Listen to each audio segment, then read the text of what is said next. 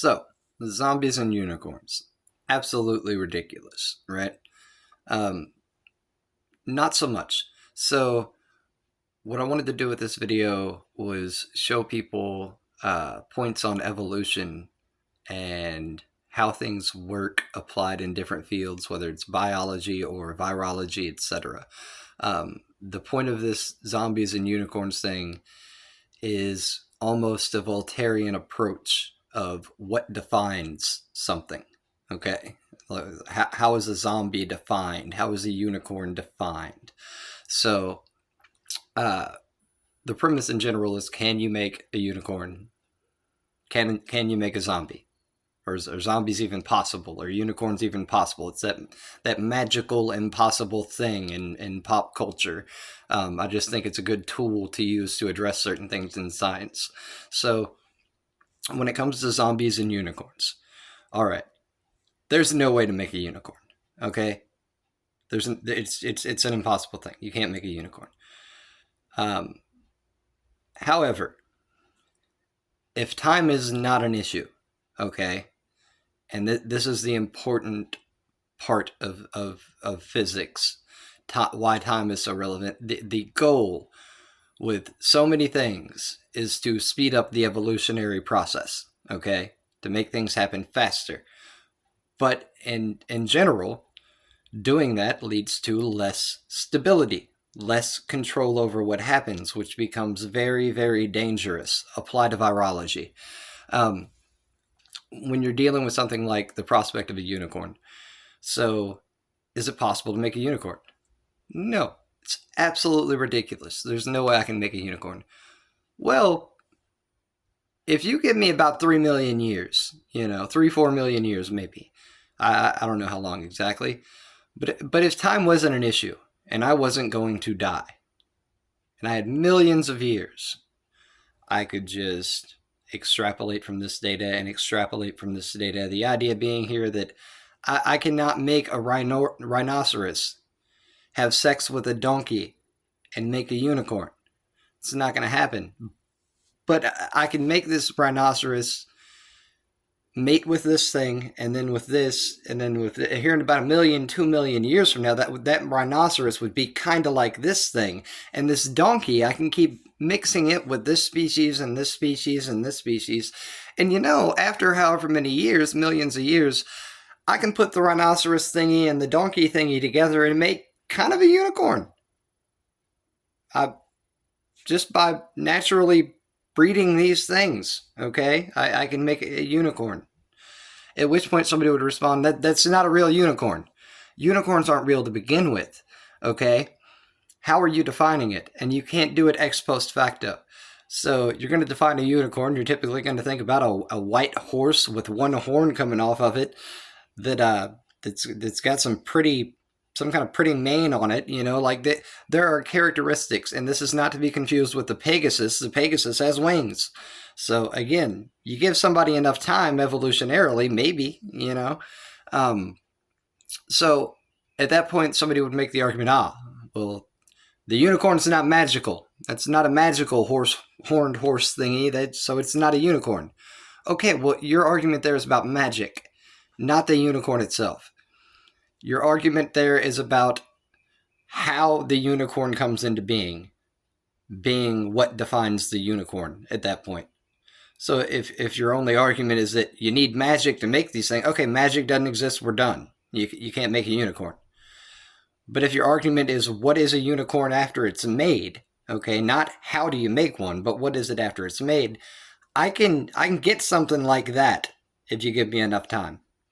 Bringing me back to zombies and virology. It's impossible to make a zombie virus. It's just not possible. So I do this, I do that, I do this, I do that, I do all these different things, and then haha, zombie virus. Somebody would just say, that's not magical, that's not some magical thing, and that's not, no, but it's still zombies. A lot of these shows these different movies now are based on some virus that started because of this or that, whether it's World War Z or The Walking Dead. So there are viral zombies, and there are the bacterial zombies, right? The Last of Us, I think, was the name of that show. Um, you've got stuff in this field, and it's like you can't make the zombie virus itself, but I mean you can mix some Creutzfeldt Jacobs with some mad cow. You know, what is their prion diseases. Like you can maybe mix in some leprosy with that, and some sort of this or that. Well, you've got some anger, you've got some flesh rotting, you've got their brain collapsing, and they're non-sentient, or non-self-aware, or they're regressed to a certain point. You know what I'm saying? Like, you give me enough time, I can get you something that's a zombie, and you can say, but it's not magic. What's the difference? What's the difference? Okay, that's where you end up when it comes to virology and this, that, and the other. You can tell me we're doing this bioengineering to do this and this and this. What's the difference? You're going to create some violent, aggressive thing. Put this into context. As of last year, we had a lab in America. This is well into COVID, well past it, if you're past it in that sense. The lab decided to make a more aggressive strand. After everything that happened, the goal wasn't preventative measures anymore. It was to make one that had a higher mortality rate. Okay, so they end up in this American lab making one with an 80% mortality rate.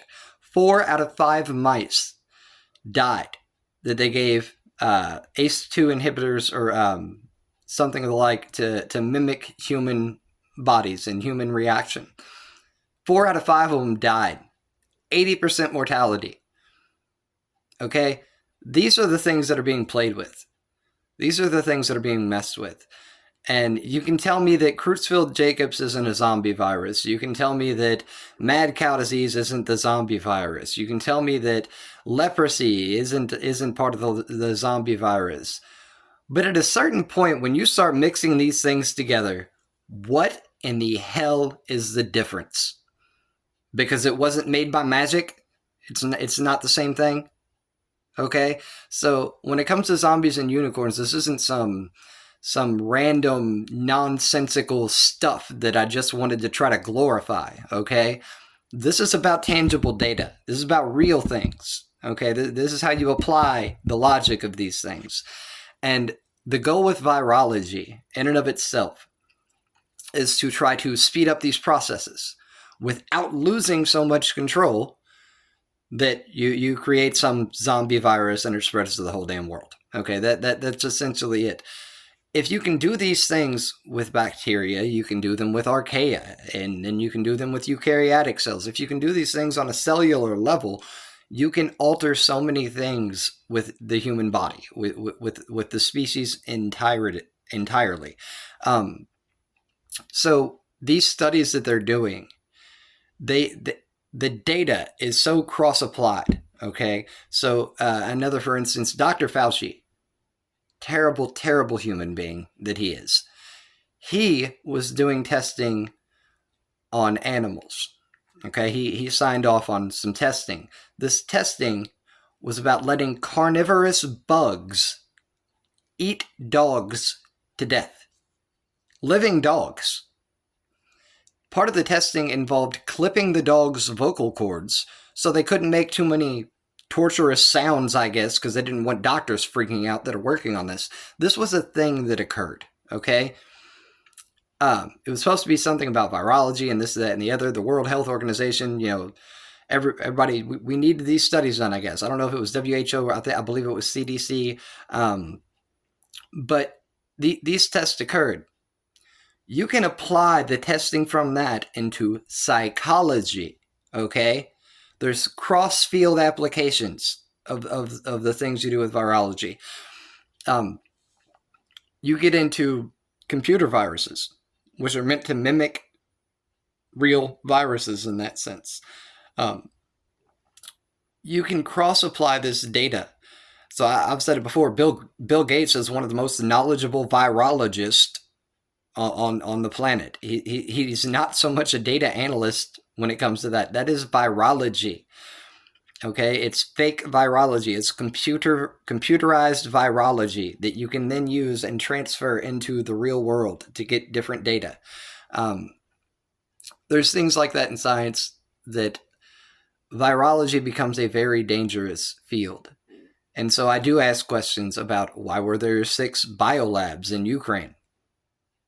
Why did we do that? I don't understand why anything to do with Wuhan? Why anything to do with this? And some things make sense. America loves to outsource, and so if you're dealing with deadly pandemic style viruses, yeah, sure, let China do it. Yeah, I mean that's basically the attitude in some sense. Oh yeah, let them do it over there. We don't want any of that here. So I think that's some of the reason for the spread out of the labs is to just, if there's a disaster, it's not on American soil. Um, I don't know all the answers to all this stuff, but what I do know is that when you start studying anything in science, you realize zombies and unicorns is not about zombies and unicorns. The idea of these things, they're so ill defined in the practical sense that most people are like, just magic did it. But the answer to what are they after they're made has real implications to the extent that you can get things close. You can get things so close that the distinctions are near irrelevant. Okay. So I just want you all to consider that moving forward when it comes to virology and any of this stuff. What they're trying to do is they're trying to speed up the process. They're just trying to speed it up and speed up natural evolution and just take control of it so that they can say no to this and yes to that. And if they wanted, they could add wings to a horse. Okay, that's the end game when it comes to these kinds of studies. Virology is, again, it's a very, very dangerous mess of science. And when it comes to zombies in general, the reason why I use it, why is it so popular in pop culture? I want to address this why, because I will not address these things often. Why are zombies so popular in the world? What's up with this? People act like there's an obsession with the occult or an obsession with death and this, that, and the other. Well, we all have an obsession with death to an extent, worrying about when that day is going to come. So it's natural that we would be drawn to something like that. But even more so, the zombie worlds that exist in all these places, they are two things. They serve as a restart and a reset. So in the movie, there's 10 people left on the planet, but you feel like you're going to be one of those people when you watch it, right? You feel like I'm in the group. I'm part of this world that lived, right? So there's this fresh, new start attitude that comes with it. But there's also the idea that it gives you a chance to conquer death, which is the thing that we are all trying to do every day in our daily lives. We are trying to conquer death. I counter that by telling people that the only way to conquer death is by extending life. The goal can't be on ending death. It would be like trying to end birth. The goal has to be on the extension of life. And people don't obsess so much over zombies so much as they obsess over being able to fight against death and win every day. Being able to actually fight against a death that can be defeated, that you can touch. We can't do that in real life in our worlds. And I think that plays a big role in it. But also, again, the environment, the idea that there's nobody left alive except for 1% of the population, but it's not our fault. You don't have anything to feel guilty about. It wasn't because you blew each other up. It wasn't because of a war. It wasn't because you turned on each other. It was just a natural occurring thing that just wiped most people out. It's guilt-free restart, okay, when it comes to the zombie apocalypse. It's the playing field becomes levelized and everybody gets to restart, and I think the fact that it is a guilt-free restart plays a big role. But as far as obsession with death, No, it's a world where you can actually defeat death every day. It's how it feels. It's how it looks. That's that's a big part of it. But anyway, again, zombies and unicorns. It's very rooted in science. It's not. This isn't some random chapter that I did on nothing in the book. It's not some silly concept or whatever. It's the idea that you can evolve things to a certain point, and you can change things and manipulate things to a certain point when you have enough time, which humans generally don't. But you can evolve and change things to this extent that I might not be able to make a zombie, might not be able to make a unicorn, but I can get so damn close that it doesn't even matter. So that's what I'll leave you with today. Take it easy, guys.